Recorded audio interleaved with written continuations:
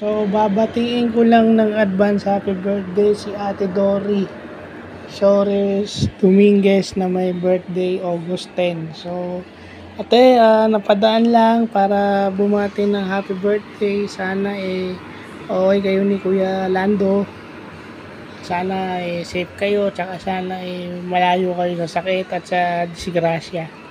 Padaan lang po para bumati, more birthdays to come, at saka sana si Kuya Dolan mapanatili yung kanyang mabuting kalusugan. Hindi na po sana siya, alam nyo na, no?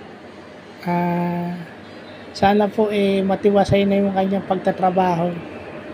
Kasi minsan sa sobrang sipag din nun, kaya minsan nabibigay din witness po ako kung gaano siya kasipag magtrabaho dahil alam niyo naman, naging alaga ako ni Kuya Lando.